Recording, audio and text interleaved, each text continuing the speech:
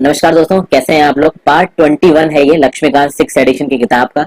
यहाँ पे हम लोग फिर से एक बहुत इंपॉर्टेंट आर्टिकल के बारे में बात करेंगे जो कि है आर्टिकल 16, जिसका टाइटल है equality of opportunity in public employment. अगर आप इस आर्टिकल 16 के टेक्स्ट को देखें तो यहाँ पे आर्टिकल 16 का टेक्स्ट आपको नजर आ रहा है। Article 16 clause 1, article 16 clause 2, article 16 clause 3, article 16 clause 4 और आर्टिकल 16 क्लॉज 5। एक एक करके सारे क्लॉजेस में आपको बताऊंगा। इससे रिलेटेड कुछ इंपॉर्टेंट अमेंडमेंट है, जैसे कि 77th अमेंडमेंट एक्ट, और इस तरीके के एक दो और अमेंडमेंट्स हैं जो कि मैं आपको बताऊंगा। मंडल कमीशन के बारे में दोस्तों मैं इसमें आपको बताने वाला हूं। फिर इकोनॉमिकली वीकर सेक्शंस जिस एक्ट के थ्रू आया था 103rd अमेंडमेंट एक्ट ऑफ 2019, इसके बारे में हम फिर से बात करेंगे। वैसे तो हमने आर्टिकल 15 वाली वीडियो में इसके बारे में बात की थी।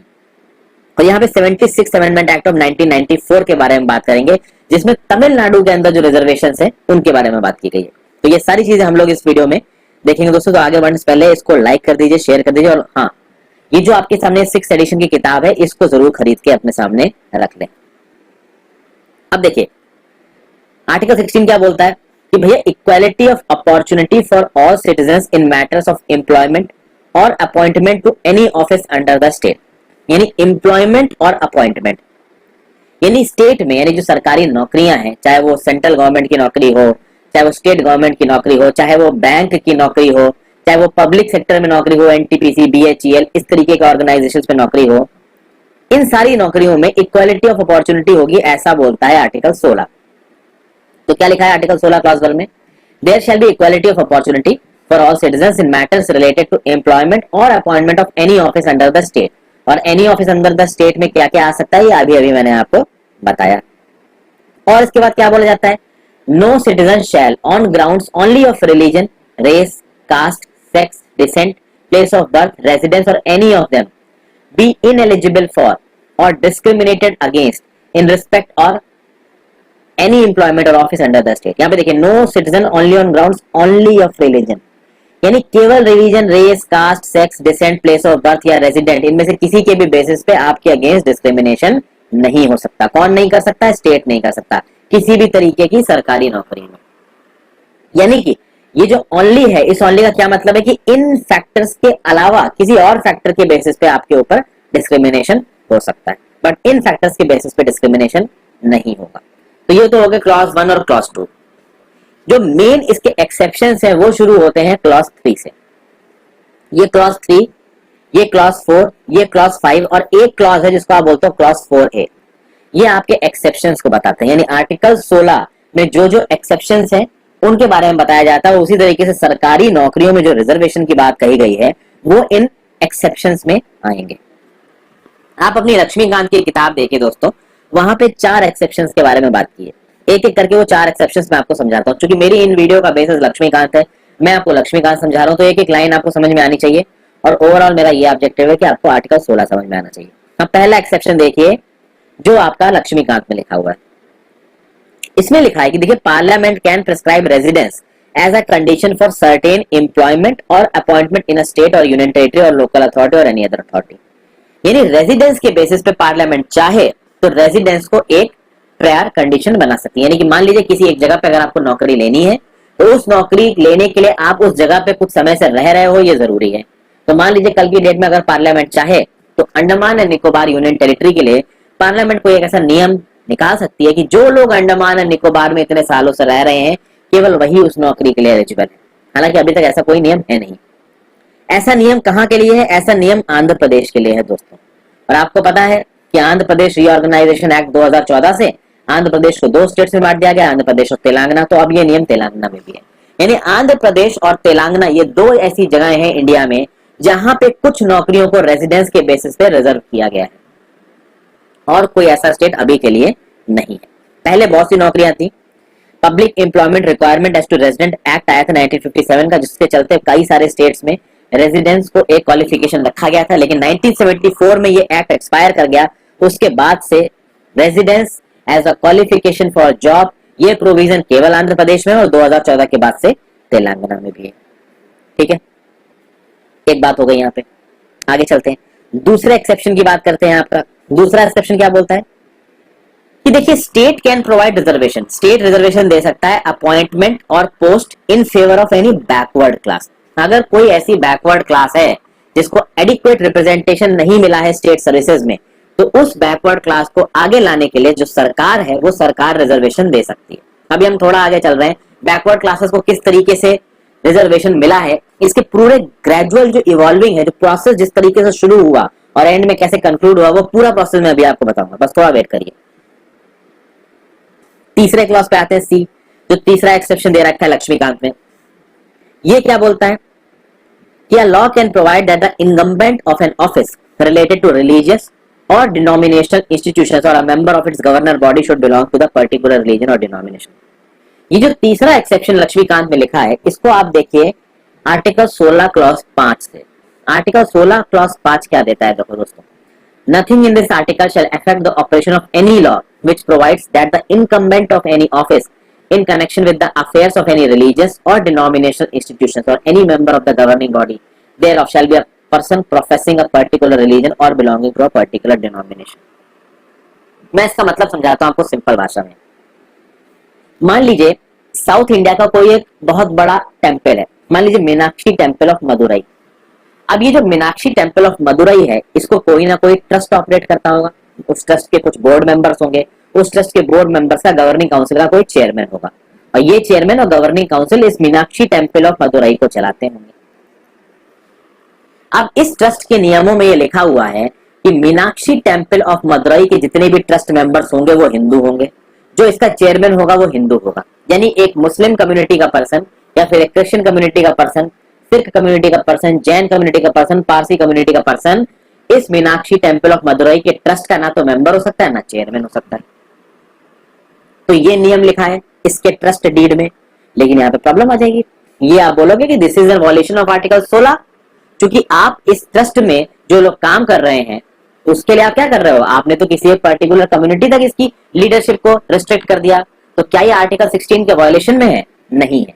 आर्टिकल 16 क्लॉज 5 बोलता है कि अगर कोई रिलीजियस ऑर्गेनाइजेशन है और वो रिलीजियस ऑर्गेनाइजेशन अपने रिलीजन के लोगों को ही मेंबर बनाता है उस ट्रस्ट का, या हेड बनाता है उस ट्रस्ट का, उस गवर्निंग काउंसिल का मेंबर बनाता है, तो ये आर्टिकल 16 का वॉयलेशन नहीं है। उसी तरीके से अगर कोई मुस्लिम रिलीजियस ऑर्गेनाइजेशन है तो उस मुस्लिम रिलीजियस ऑर्गेनाइजेशन की ट्रस्ट डीड में लिखा होगा कि केवल एक मुस्लिम पर्सन ही इसका मेंबर बनेगा या इसका हेड बनेगा, तो क्या वो चीज आर्टिकल 16 के वॉयलेशन में है? नहीं। आर्टिकल 16 क्लॉज 5 में इस चीज की परमिशन दी गई है कि कोई एक ऐसा डिनोमिनेशनल इंस्टीट्यूशन या रिलीजियस इंस्टीट्यूशन अगर चाहे तो अपनी गवर्निंग बॉडी में या अपने चेयरमैन के तौर पे अपने ही रिलीजन के मेंबर्स को अपॉइंट कर सकता है, ना कि किसी दूसरे रिलीजन के मेंबर को। वो अपनी स्वेच्छा से चाहे तो एक मुस्लिम पर्सन को अपॉइंट कर सकते हैं। तो अगर कोई टेंपल ट्रस्ट चाहे तो किसी क्रिश्चियन मेंबर को, मुस्लिम मेंबर को या सिख मेंबर को अपना चेयरमैन अपॉइंट कर सकता है, बट अगर वो नहीं चाहते तो वो नहीं करेंगे। इनके ऊपर फिर आर्टिकल 16 का रेस्ट्रिक्शन अप्लाई नहीं होगा। ठीक है, तो ये हो गया भाई आपका तीसरा वाला क्लॉज। चौथा क्लॉज देखिए क्या बोलता है, डी क्लॉज। ये डी वाला आपका 103rd अमेंडमेंट एक्ट से आया 2019 में, काफी बवाल उठा था इसके ऊपर कि भाई स्टेट को ये परमिशन दी गई कि 10% पोस्टों को आप economically weaker section of citizens के लिए रिजर्व कर सकते हैं, ईडब्ल्यूएस कैटेगरी। और ईडब्ल्यूएस कैटेगरी की सुविधा केवल उन लोगों को मिलेगी जो ना ओबीसी रिजर्वेशन में आते हैं, ना एससी रिजर्वेशन में आते हैं, ना एसटी रिजर्वेशन में आते हैं। जो लोग एससी, एसटी और ओबीसी रिजर्वेशन में कवर्ड हैं उनको इकोनॉमिकली वीकर सेक्शन के अंदर का कोटा नहीं मिलेगा। ओबीसी, एससी, एसटी कोटा के बाहर के जो लोग हैं उन्हें इस बेसिस पे कि भाई वो गरीब हैं, उनके पास प्रॉपर सोर्स ऑफ अर्निंग नहीं है, उस बेसिस पे उनको इकोनॉमिकली वीकर सेक्शन का कोटा मिल सकता है। अब इकोनॉमिकली वीकर सेक्शन का कोटा मिलने की क्या एलिजिबिलिटी है, ये आर्टिकल 15 में मैं आपको बता चुका हूं, तो दोबारा यहां बताने की जरूरत नहीं है। अब देखिए यहां से हम लोग मेन चीजों को शुरू करते हैं दोस्तों। मेन चीज क्या है, यहां से हम शुरुआत करेंगे मंडल कमीशन की।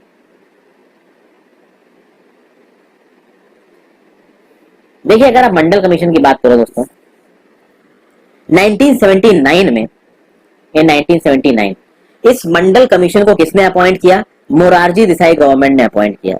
तो क्या ये पहला बैकवर्ड क्लासेस कमीशन था? नहीं, ये सेकंड बैकवर्ड क्लासेस कमीशन था। तो क्या इससे पहले कोई बैकवर्ड क्लासेस कमीशन बन चुका था? बिल्कुल हाँ, 1953 में दोस्तों फर्स्ट बैकवर्ड क्लासेस कमीशन बना था, जिसके चेयरमैन थे काका कालेलकर। काका Kalelkar was the chairman of first backward classes commission second backward classes commission आपका अपॉइंट होगा 1979 में मोरारजी देसाई गवर्नमेंट के अंदर। इसके चेयरमैन होंगे बीपी मंडल। ये बीपी मंडल थे आपके मेंबर ऑफ पार्लियामेंट। अब जब इस मंडल कमीशन को अपॉइंट किया गया तो इसको अपॉइंट किया गया under article 340 of the Indian constitution. ठीक है, काम क्या था इसका कि भाई आप पता करिए कि इंडिया में ये जो सोशली और एजुकेशनली बैकवर्ड क्लासेस है, ध्यान दीजिएगा दोस्तों, सोशली और एजुकेशनली बैकवर्ड क्लासेस, इस शब्द को आर्टिकल 15 में भी मेंशन किया गया है। तो मंडल कमीशन ने बोला कि इंडिया में जो सोशली और एजुकेशनली बैकवर्ड क्लासेस, उनकी कंडीशन को स्टडी करिए, उनके ऊपर इन्वेस्टिगेशन करिए और एंड में अपनी इन्वेस्टिगेशन के आधार पे कुछ राय दीजिए कि इन बैकवर्ड क्लासेस की हालात को, इनकी कंडीशंस को हम कैसे सुधार सकते हैं। तो भाई इसके ऊपर प्रॉपर एनालिसिस हुई और इस कमीशन ने अपनी रिपोर्ट सबमिट की 1980 में। 1979 में इसको अपॉइंट किया गया, 1980 में इन्होंने अपनी रिकमेंडेशन दी और रिकमेंडेशन के थ्रू ये बोला गया कि भाई इंडिया में 3742 ऐसी कास्ट हैं जो कि सोशली और एजुकेशनली बैकवर्ड। और ये जो 3743 कास्ट थी ना दोस्तों, इनके जो मेंबर्स थे they form 52% of the population of India. और एक बात ध्यान दीजिएगा, ये 52% of the population of India में एससी और एसटी इंक्लूडेड नहीं है। SC and ST are separate. तो एससी और एसटी को हटाने के बाद जो इंडिया की पॉपुलेशन थी उसका 52% हिस्सा इन 3743 लोगों में आता था, ये बोला गया। फिर इस कमीशन ने क्या बोला, इस कमीशन ने बोला कि भाई इन 3743 कास्टों को, जो कि 52% ऑफ द इंडियन कॉन्स्टिट्यूशन है, 52% ऑफ द इंडियन पॉपुलेशन है, इनके लिए 27% सीटों को रिजर्व किया जाए। 27% सीटें गवर्नमेंट जॉब्स में आप इन लोगों के लिए रिजर्व करो और इनको बुलाया क्या जाएगा, अदर बैकवर्ड कास्ट, ओबीसी। अब यहाँ पे सोचने वाली बात है दोस्तों कि 52% इनकी आबादी है तो 27% का प्रावधान क्यों किया गया। तो देखिए, एससी के लिए ऑलरेडी 15% का कोटा था, 7% का कोटा आपका किसके लिए था, 7% का कोटा था आपका एसटी के लिए। और सुप्रीम कोर्ट ऑलरेडी एक जजमेंट दे चुका है कि टोटल रिजर्वेशन 50% से ऊपर नहीं जा सकता। तो 1963 में सुप्रीम कोर्ट ऑलरेडी एक जजमेंट दे चुका था कि भाई एक साल में जो टोटल रिजर्वेशन आप दे रहे हैं वो 50% से ज्यादा नहीं हो सकता। यानी अगर आप 100 सीटें निकालते हैं तो 50 से ज्यादा सीटों को आप रिजर्व नहीं रख सकते। ये सुप्रीम कोर्ट का डिसीजन था। तो ये सुप्रीम कोर्ट वाली जो डिसीजन था 50%, इस 50% वाली लिमिट को फॉलो करने के लिए इस मंडल कमीशन ने क्या बोला, मंडल कमीशन ने बोला कि भाई देखिए 22% सीटें तो ऑलरेडी रिजर्व्ड है, 15% शेड्यूल कास्ट के लिए, 7% शेड्यूल ट्राइब के लिए। एक काम करिए, आप इस 22% के अलावा आप 27% ओबीसी के लिए रिजर्व कर दीजिए, तो टोटल जो रिजर्वेशन हो जाएगा वो हो जाएगा 49%।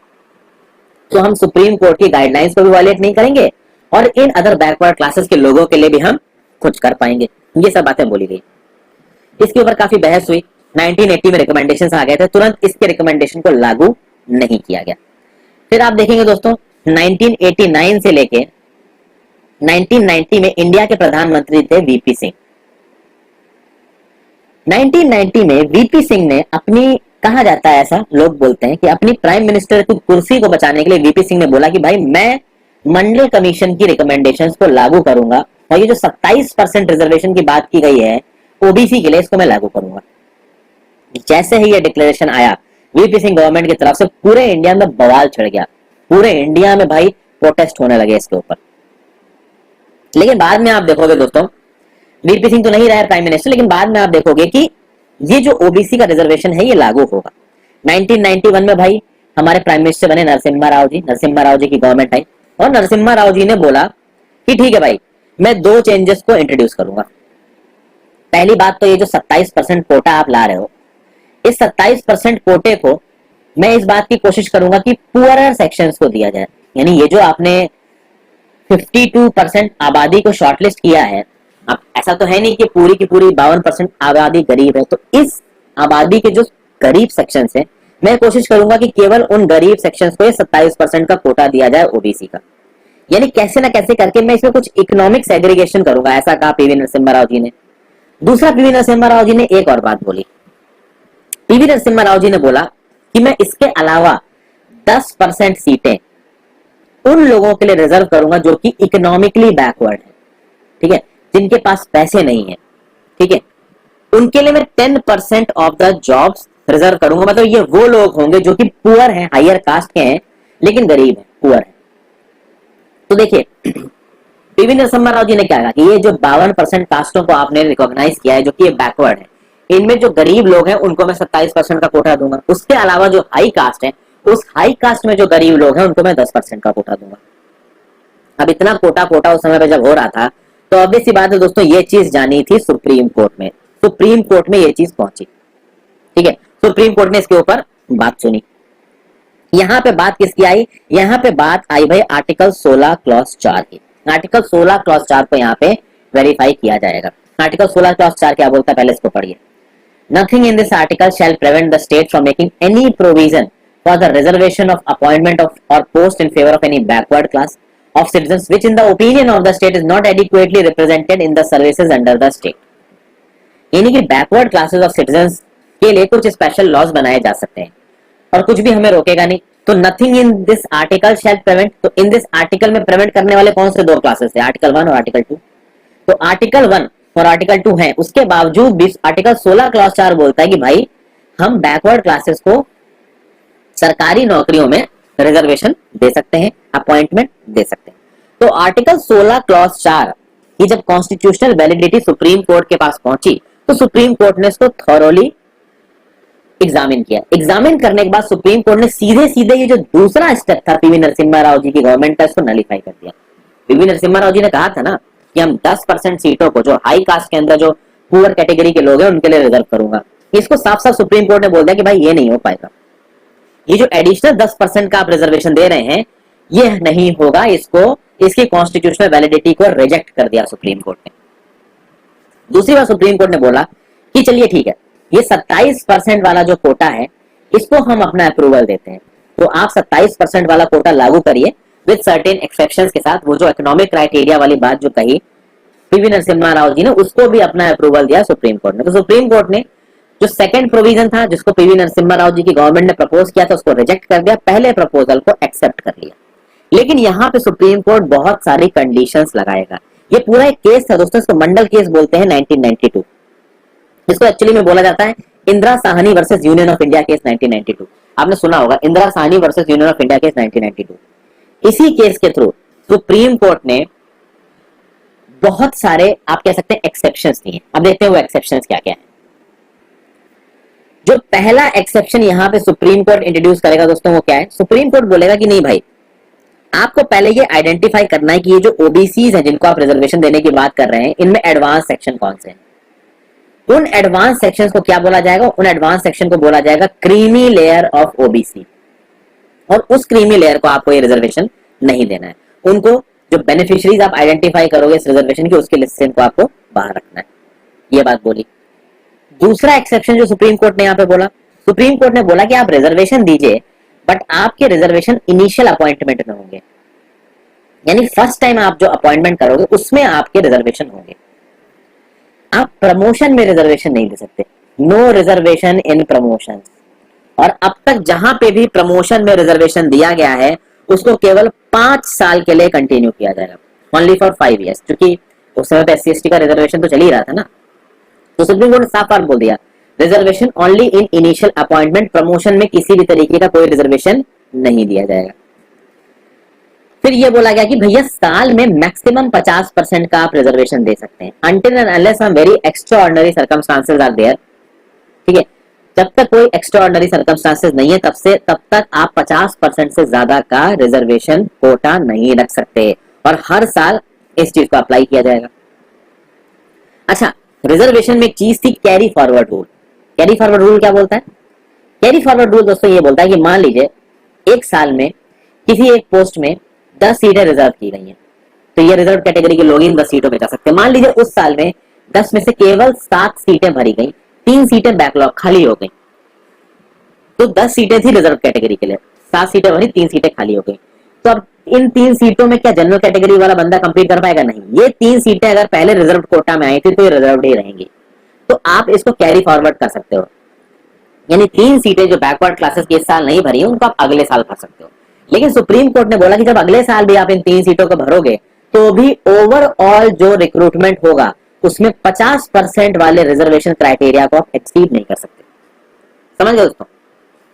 तो मान लीजिए अगले साल आती है 100 सीटें, ठीक है, और उस 100 सीटें में उस साल का रिजर्वेशन करते हो आप 50, तो 50 सीटें रिजर्व और 50 सीटें जनरल कैटेगरी की, और ये पीछे की 3 सीटें आती हैं तो वो 50 रिजर्व में जुड़ के हो जाएंगी 53।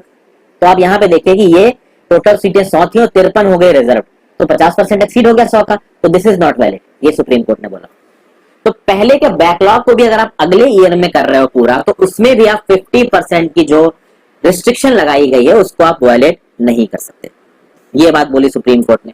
और फिर फाइनली सुप्रीम कोर्ट ने ये बोला कि आप एक स्टैट्यूटरी बॉडी बनाएंगे, और वो जो स्टैट्यूटरी बॉडी है वो एक परमानेंट स्टैट्यूटरी बॉडी होगी, जो कि इस बात पे बात करेगी कि कौन सी कास्ट को ओबीसी में जोड़ना है, कौन सी कास्ट को ओबीसी में नहीं जोड़ना है, किन किन लोगों को जोड़ना है, किन किन लोगों को जोड़ना नहीं है, क्रीमी लेयर क्या है क्या नहीं है, ये सब बारे में बोला सुप्रीम कोर्ट। तो ये सुप्रीम कोर्ट के जजमेंट है दोस्तों, जो सुप्रीम कोर्ट ने एक्सेप्शंस को यहाँ पे इंट्रोड्यूस किया। ठीक है, आप बाद में देखोगे दोस्तों कि भाई रामनंदन कमेटी अपॉइंट की गई। इस रामनंदन कमेटी का काम क्या था? इस रामनंदन कमेटी का काम यह था, इसको अपॉइंट किया गया 1993 में। इस रामनंदन कमेटी ने अपनी रिपोर्ट भी दी थी। काम क्या था कि यह पता करना कि भैया कौन से लोगों को ओबीसी में शामिल करना है और उसमें से क्रीमी लेयर कौन सी है, तो क्रीमी लेयर को हटा दिया जाएगा और नॉन क्रीमी लेयर को इंक्लूड किया जाएगा। फाइनली आप बाद में देखोगे कि एक स्टैट्यूटरी बॉडी बनेगी जिसका नाम होगा national commission for backward classes. National commission for backward classes को 1993 में स्टैट्यूटरी एक्ट के थ्रू बनाया गया, एक्ट ऑफ पार्लियामेंट के थ्रू बनाया गया। इस national commission for backward classes का काम क्या था कि भैया अगर किसी कास्ट को इंक्लूड नहीं किया गया है, या फिर ऐसी कोई कास्ट जो कि बैकवर्ड सिटीजन नहीं है बट उसको ओबीसी कोटा में इंक्लूड कर दिया गया है for the purpose of job reservation, इसके रिलेटेड जो भी प्रॉब्लम्स होंगी, जो भी इश्यूज होंगे, जो भी कंप्लेंट्स होंगी, वो सब एनसीबीसी देखेगा, यानी national commission for backward class देखेगा।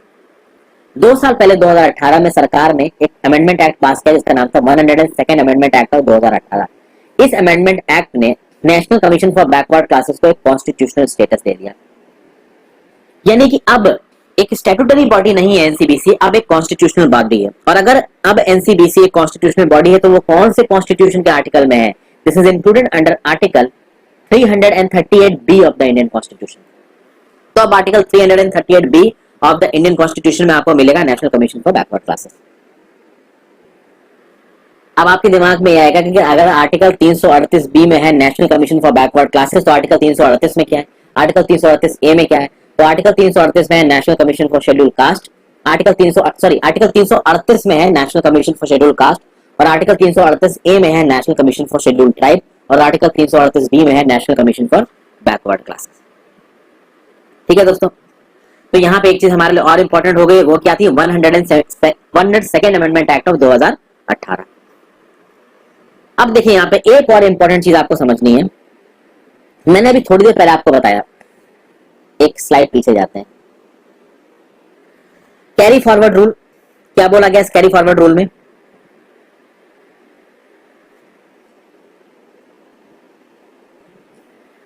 कि भाई जो सीटें बैकवर्ड क्लासेस की थी, पहले रिजर्व थी, वो एक साल में नहीं भर गई, उनको आप अगले साल में ले गए। लेकिन अगले साल में भी जो 50% रिजर्वेशन वाला नियम है ये वॉलेट नहीं होना चाहिए, सुप्रीम कोर्ट ने बोला। तो सरकार ने बोला नहीं। सरकार क्या लेके आई? सरकार इस 50% के प्रावधान के अगेंस्ट लेके आई 81st अमेंडमेंट एक्ट ऑफ 2000। तो सरकार ने 81st अमेंडमेंट एक्ट ऑफ 2000 से बोला कि भाई पिछले साल की जो बैकलॉग वैकेंसीज थी ना रिजर्वेशन की, उनको हम अलग से एक स्पेशलाइज सेट ऑफ वैकेंसी मानेंगे। तो मान लीजिए कि अगले साल में 100 वैकेंसीज हैं, तो उस 100 में 50 रिजर्व है और 50 रिजर्व नहीं है। उसके अलावा अगर पिछले साल की 3 भी आ गई तो इन 3 को सेपरेट माना जाएगा, इन 3 को इन 100 वैकेंसीज में काउंट नहीं किया जाएगा। और पिछले साल के बैकलॉग को कंप्लीट करने के लिए अगर 50% वाली कंडीशंस ओवरऑल केसेस में वॉयलेट हो भी जाती है तो भी वो मान्य है। उन्होंने सीधे सीधे बात यहाँ पे बोली सरकार ने कि भाई बैकलॉग वैकेंसीज को हम different set of vacancy count करेंगे और उसमें वो 50% वाली सीलिंग लागू नहीं होनी चाहिए। और अगर आप उसको डिफरेंट सेट ऑफ वैकेंसीज मान रहे हैं तो भाई ऑब्वियसली बात है 50% वाली सीलिंग आप लागोगे। तो मान लीजिए पिछले साल की 30 वैकेंसीज बची थी, वो इस बार आ गई, लेकिन इस बार की टोटल सीटें थी 100, उस 100 में 50 रिजर्व है, 50 जनरल की है, कोई बात नहीं। पिछली वाली की 3 को आपने 100 में इंक्लूड ही नहीं किया, तो पिछली वाली 3 को जब आपने 100 में इंक्लूड ही नहीं हुआ तो 50% वाली कंडीशन वॉलेट ही नहीं होगी। तो पीछे की बैकलॉग की वैकेंसीज को पूरा करने के लिए उसको हम एक सेपरेट क्लास ऑफ वैकेंसी मानेंगे, उस साल की वैकेंसी नहीं मानेंगे, ये बात बोलेगी। फिर भाई आते हैं सुप्रीम कोर्ट के उस सेक्शन में। सुप्रीम कोर्ट ने बोला कि भैया देखिए प्रमोशन में कोई रिजर्वेशन नहीं होगा। सुप्रीम कोर्ट का साफ था कि यार भाई आप प्रमोशन में रिजर्वेशन नहीं कर सकते। यहां पे एक गेम खेलेंगे सरकार। सरकार क्या बोलेगी कि देखिए 77th अमेंडमेंट एक्ट लेके आई सरकार 1995 में, और 77th अमेंडमेंट एक्ट के थ्रू सरकार ने क्या बोला? सरकार ने ये बोला, इसके थ्रू एक क्लॉज जोड़ा गया था 16 आर्टिकल 16 क्लॉज 4A।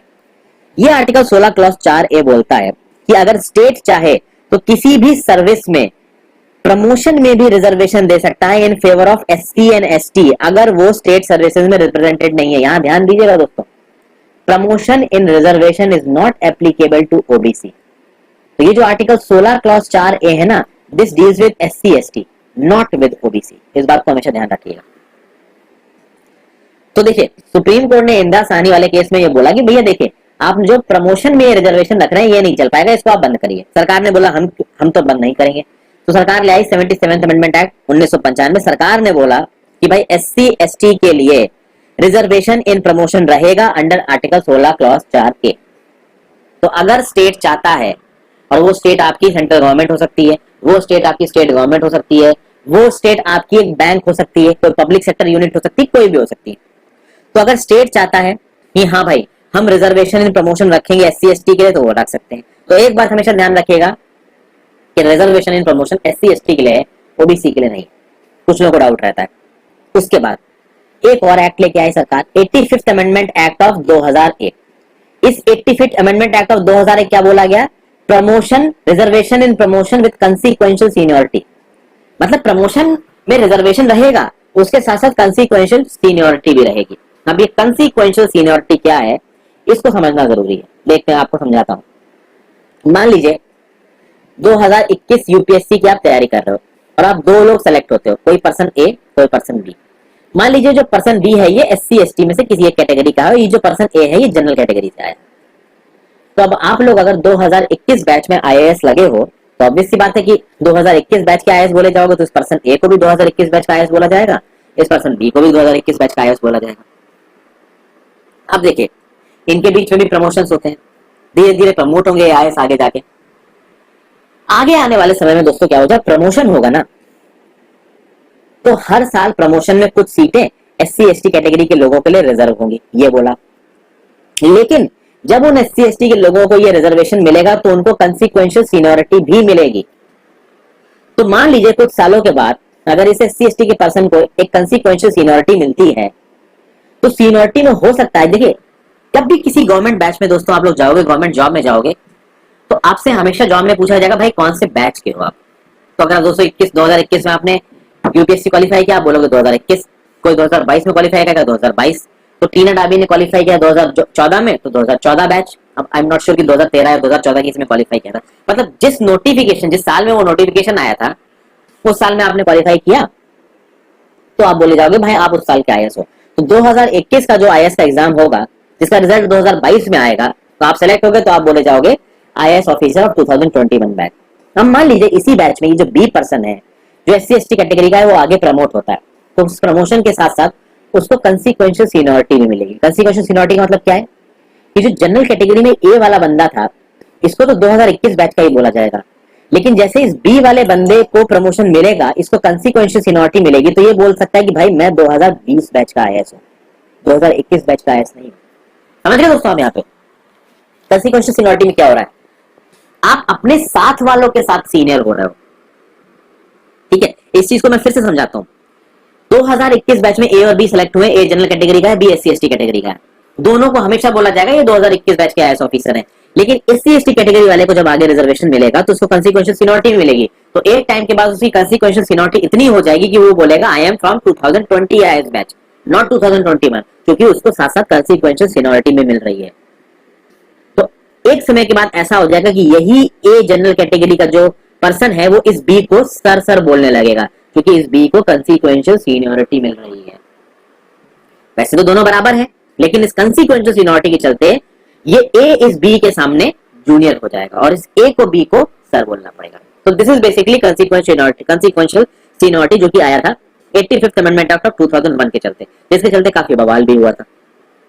ठीक है, तो चलिए 85th अमेंडमेंट एक्ट ऑफ 2001 मैंने आपको समझा दिया, 77th अमेंडमेंट एक्ट ऑफ 1995 मैंने आपको समझा दिया। अब देखिए दोस्तों, यहाँ पे काफी बवाल चल रहा है इसको लेके। बवाल क्या चल रहा है, आपको कुछ जजमेंट्स यहाँ पे मैं सुप्रीम कोर्ट के बताना चाहूंगा। देखिए फरवरी या मार्च के टाइम पे एक बताता हूं, रिजर्वेशन एज राइट, प्रमोशन में रिजर्वेशन की जब बात आती है तो सुप्रीम कोर्ट का यहाँ पे क्या बोलना है। देखिए सेंट्रल गवर्नमेंट में तो चलिए आपका रिजर्वेशन में प्रमोशन है, लेकिन जब किसी और चीज पर, मान लीजिए बैंक की बात करिए दोस्तों, मैं यहाँ पे समझाना चाहूंगा आपको पंजाब नेशनल बैंक के एग्जाम्पल। पंजाब नेशनल बैंक में मान लीजिए अगर 400 सीटें आती हैं, तो क्या इन 400 सीटों में SC ST के लिए प्रमोशन होता है? नहीं होता। हाँ, कुछ स्पेशल मापदंड रखे गए, जैसे कि जब भी PNB में प्रमोशन होगा, मैंने एक्चुअली PNB के एम्प्लॉय से बात की तो उसके बाद मैंने इन्फॉर्मेशन आपको दे रहा हूँ। तो जब प्रमोशन के लिए एलिजिबिलिटी के लिए क्या होता है कि 6 कंडीशंस को पूरा करना होता है। तो एक जनरल कैटेगरी के बंदे को वो 6 कंडीशंस को पूरा करना है, तो उसको कम से कम 3 या 4 साल की सर्विस होनी चाहिए, कुछ और इनके लिए एलिजिबिलिटी क्राइटेरिया से। अगर किसी SC ST कैटेगरी के बच्चे को, लड़के या लड़की को, अगर इन कंडीशंस को पूरा करना हो तो उसकी जो कंसिक्वेंशियल एलिजिबिलिटी है वो 2 से 3 सालों में हो जाती है, और उसके लिए जो नॉर्म्स है वो थोड़े से ढीले हैं। तो आप देखोगे एक बैच में अगर कोई एक जनरल कैटेगरी का बच्चा आता है और कोई SC ST कैटेगरी का बच्चा होता है, तो वो SC ST कैटेगरी का बच्चा जल्दी एलिजिबल हो जाता है प्रमोशन के लिए PNB के अंदर, लेकिन जनरल वाला उतनी जल्दी एलिजिबल नहीं होगा। तो आप कह सकते हैं कि हाँ SC ST के फेवर में कुछ यहाँ पे किया गया है, लेकिन सीधे सीधे अगर 400 सीटें आती हैं PNB में प्रमोशन के लिए, तो इन 400 सीटों में SC ST कोटा नहीं है। ये बात ध्यान रखिएगा दोस्तों। तो अगर 400 सीट्स आ रही हैं PNB में प्रमोशन के लिए, मान लीजिए कोई क्लर्क ग्रेड पे लगा और वो ऑफिसर में प्रमोट हो रहा है, तो अगर 400 सीटें आ रही हैं तो इन 400 सीटों में सीधे सीधे SC ST के लिए रिजर्वेशन नहीं है। SC ST को प्रेफरेंस दी गई, कैसे दी गई है कि एलिजिबिलिटी कंडीशन एक SC ST कैंडिडेट की जल्दी पूरी हो जाएगी, एक जनरल कैंडिडेट की देर से पूरी होगी। तो ऑब्वियस सी बात है SC ST कैंडिडेट को थोड़ा बेनिफिट मिल जाएगा। SC ST कैंडिडेट का यहाँ पे बोलना है कि हमें कोटा दिया जाए, यानी इन 400 लोगों में SC ST कैंडिडेट्स के लिए भी सीटें रिजर्व की जाए। ये केस पहुंचा सुप्रीम कोर्ट में। मैंने आपको सिर्फ पंजाब नेशनल बैंक का एक एग्जांपल दिया है, केस बहुत सारी जगहों से पहुंचा सुप्रीम कोर्ट में। तो प्रमोशन इन रिजर्वेशन को लेके आप देखिए, सेंट्रल गवर्नमेंट में तो promotion in reservation in promotion है, यानी सेंट्रल गवर्नमेंट की जॉब्स में रिजर्वेशन इन प्रमोशन है। आप IAS में है, IPS में, किसी ग्रुप बी जॉब में, ग्रुप सी जॉब में है, आपको प्रमोशन में रिजर्वेशन मिलेगा सेंट्रल गवर्नमेंट में। लेकिन पब्लिक सेक्टर यूनिट्स में बहुत जगहों पे प्रॉब्लम आती है। सुप्रीम कोर्ट में बच्चे गए, सुप्रीम कोर्ट में जाके बच्चों ने बोला भाई हमारे फंडामेंटल राइट्स वायलेट हो रहे हैं, ये जो रिजर्वेशन है हमें प्रमोशन में भी दिया जाए। तो सुप्रीम कोर्ट ने यहाँ पे एक बात बोली।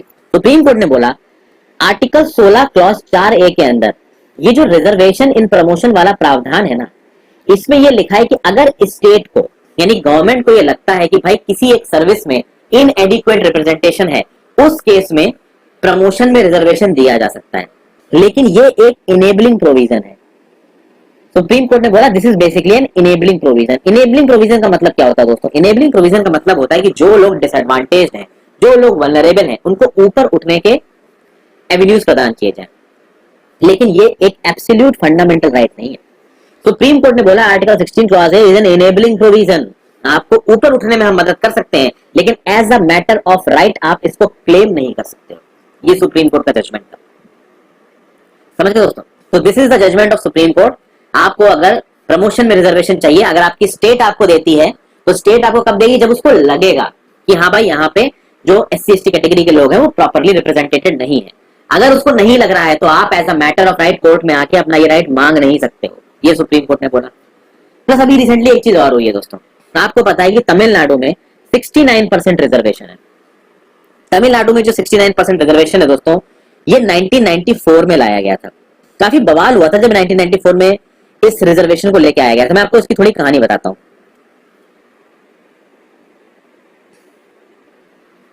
और इसकी कहानी देखिए, शुरू आपकी यही होती है। ई वाला पॉइंट देखिए दोस्तों, अपना ई वाला पॉइंट आपकी लक्ष्मीकांत में दे रखा है। इसमें बात की गई है 76th अमेंडमेंट एक्ट ऑफ 1994। ये 76th अमेंडमेंट एक्ट ऑफ 1994 हमारी पार्लियामेंट में पास किया था, और इस पार्लियामेंट ने इसको पास करके क्या किया? तमिलनाडु का एक रिजर्वेशन एक्ट है दोस्तों 1994 का। इसका नाम क्या है? तो इसका नाम है Tamil Nadu backward classes, scheduled caste and scheduled tribes, reservation of seats in educational institutions end of appointment of post in the services under the state. 1994 का एक एक्ट है तमिलनाडु का। इस एक्ट को 76 अमेंडमेंट एक्ट ऑफ 1994 के थ्रू सरकार ने 9th शेड्यूल में पहुंचा दिया। अब ये जो 1994 का तमिलनाडु का एक्ट है, इसके चलते 69% of the seats in Tamil Nadu are reserve, जिसमें से 50% रिजर्वेशन बैकवर्ड क्लासेस के लिए है, 18% रिजर्वेशन एससी कैटेगरी के लिए और 1% रिजर्वेशन एसटी कैटेगरी के लिए। तो एसटी कम है वहां पे, एससी 18%, बैकवर्ड क्लासेस 50%। अब आप बोलोगे कि ये चीज कैसे हो गई दोस्तों? देखिए, जब भी रिजर्वेशन के खिलाफ बवाल चला है इंडिया में, तमिलनाडु में उतना नहीं चला है, क्योंकि तमिलनाडु में जो हायर क्लास है वो केवल 13% है, जो अपर कास्ट के लोग हैं वो केवल 13% है, मैक्सिमम वहां पे लोअर कास्ट में आते हैं। ठीक है, तो 69% रिजर्वेशन कर दिया गया। और जो हमारी सेंट्रल गवर्नमेंट थी उसने उसको 9 शेड्यूल में ले गया। 9 शेड्यूल में ले जाएंगे तो आप जुडिशियल स्क्रूटनी में नहीं आएंगे, हालांकि जुडिशियल स्क्रूटनी में आ सकते हैं। तो एक पर्सन थे के.एम. विजयन। के.एम. विजयन ने इसके खिलाफ बहुत आवाज उठाई। के.एम. विजयन ने जब 9th शेड्यूल में इस एक्ट को लेके आया सरकार, तो इसके खिलाफ सुप्रीम कोर्ट में के.एम. विजयन एक पिटीशन फाइल करने जा रहे थे, लेकिन के.एम. विजयन के घर पे अटैक हुआ। उनका मतलब हाथ में काफी चोट आ गई। ही वॉज मेम्ड, मतलब इतनी चोटें आई कि उनका एक हाथ या एक पांव ने काम करना बंद कर दिया। तो एक डेडली अटैक हुआ था के.एम. विजयन ने, क्योंकि के.एम. विजयन इस 69% कोटे को अपोज कर रहे थे। ये एक अलग कहानी है। अब इसी 69% कोटे से रिलेटेड एक बात अभी हमारे सामने निकल के आती है। अभी कुछ दिन पहले की न्यूज है, इसको मैंने अपने एडिटोरियल आर्टिकल में भी डिस्कस किया। 12 जून के लगभग पे न्यूज आई थी, 10 या 12 जून के लगभग पे। ये न्यूज क्या बोलती है? देखिए, national eligibility cum entrance test के बारे में आपने सुना होगा। मेडिकल के लिए होता है एग्जाम, तो स्टेट के बहुत से कॉलेजेस है ना, वो भी अब नीट के थ्रू भरे जाएंगे। अब देखिए, तमिलनाडु में 69% रिजर्वेशन है, तो तमिलनाडु की सरकार बोल रही है कि भाई तमिलनाडु के कॉलेजेस में जो भी आप नीट के थ्रू भरोगे उसमें 69% रिजर्वेशन दो, क्योंकि हमारे यहाँ तो 69% रिजर्वेशन है। और इसके लिए जो तमिलनाडु सरकार है वो सुप्रीम कोर्ट के पास चली गई, और सुप्रीम कोर्ट के पास जाके उन्होंने रिट पिटीशन फाइल किया under article 32 of the constitution, और सुप्रीम कोर्ट से बोला कि भाई हमारे स्टेट के बच्चों का फंडामेंटल राइट वायलेट हो रहा है। तो सुप्रीम कोर्ट ने पता है क्या बोला? सुप्रीम कोर्ट ने बोला reservation is not a fundamental right. Supreme court ने बोला कि आर्टिकल 32 के अंदर आप रिट पिटीशन तब फाइल कर सकते हो जब आपका फंडामेंटल राइट वायलेट हो रहा है, and reservation is not a fundamental right, reservation is an enabling provision. और सुप्रीम कोर्ट ने उनकी जो याचिका थी उसको खारिज कर दिया। वो अलग बात है कि जो तमिलनाडु है की गवर्नमेंट है वो किसी और आर्टिकल के अंदर अपना रिट पिटीशन फाइल करेगी। ठीक है, तो सुप्रीम कोर्ट का स्टैंड यहाँ पे क्लियर हो रहा है कि this reservation is basically not a fundamental right. मैं ये सब बातें आपको इतनी डिटेल में इसलिए बता रहा हूं ताकि आप मेंस के एग्जाम में सब चीजों को कोट कर सको। ठीक है दोस्तों, ये चीज चल रही है। अब आगे चलते हैं हम लोग अपनी किताब में। अब इससे ज्यादा डिटेल में तो दोस्तों मैं आपको समझा ही नहीं सकता। आई होप आपको चीजें समझ में आ रही हो। इकोनॉमिकली वीकर सेक्शंस के बारे में बात करते हैं। सरकार ने बोला कि भाई इकोनॉमिकली वीकर सेक्शंस के लिए, और ये जो आपका एक्सेप्शन था डी नंबर का लक्ष्मीकांत की किताब में, 103rd अमेंडमेंट एक्ट 2019 के थ्रू कहा गया कि 10% रिजर्वेशन इकोनॉमिकली वीकर सेक्शंस के लिए होगा, जिसमें एससी, एसटी और ओबीसी कैटेगरी के लोग कोटा क्लेम नहीं कर पाएंगे। लेकिन एक बात ध्यान रखिएगा दोस्तों, किसी भी तरीके का रिजर्वेशन, चाहे वो इकोनॉमिकली वीकर सेक्शन का हो, चाहे वो एससी, एसटी, ओबीसी का, वो कुछ जगहों पर अप्लाई नहीं होता है। जैसे कुछ साइंटिफिक और टेक्निकल पोस्ट है, उनमें कभी भी रिजर्वेशन अप्लाई नहीं होगा। फॉर एग्जाम्पल, इसरो में सिलेक्टेड पोस्ट के लिए, डीआरडीओ में सिलेक्टेड पोस्ट के लिए, nuclear power corporation of India limited में सिलेक्टेड पोस्ट के लिए, भाभा एटॉमिक रिसर्च सेंटर में सिलेक्टेड पोस्ट के लिए रिजर्वेशन क्लेम नहीं किया जा सकता है। और इसके कुछ एक्सेप्शन, इसके कुछ वो दे रखे, क्राइटेरिया देख रखे, नीचे देख रखिए क्राइटेरिया दे रखे कि भाई किसी एक सर्विस में ग्रुप ए की पोस्ट में ये रिजर्वेशन एप्लीकेबल नहीं होगा। साइंटिफिक और टेक्निकल होनी चाहिए वो पोस्ट है, वो साइंटिफिक और टेक्निकल होनी चाहिए कैबिनेट सेक्रेटेरिएट ऑर्डर 1961 के हिसाब से, वो पोस्ट रिसर्च से रिलेटेड हो। तो अगर ये सारी चीजें हैं तो उनमें रिजर्वेशन नहीं होगा। तो इसरो, डीआरडीओ, एनपीसीआईएल, बार्क और ऐसे और बहुत से टेक्निकल और साइंटिफिक ऑर्गेनाइजेशन है हमारी कंट्री में जिनकी सिलेक्टेड पोस्ट के लिए रिजर्वेशन नहीं है। फिर आप देखिए नेशनल डिफेंस एकेडमी, सीडीएस, जिसके थ्रू आप आईएमए में जाते हैं, इनके लिए कोई रिजर्वेशन नहीं है दोस्तों। अब एनसीसी में कुछ स्पेसिफिक सर्टिफिकेट हो तो आपके लिए रिजर्वेशन है, लेकिन कास्ट बेसिस पे कोई रिजर्वेशन नहीं है निजाम में। हालांकि schedule caste, schedule tribe, OBC बच्चों के लिए जो एप्लीकेशन फीस होती है शायद 100 रुपए की, वो माफ होती है, लेकिन रिजर्वेशन ऑफ कास्ट बेसिस पे आपको नहीं मिलेगा एनडीए सीडीएस में।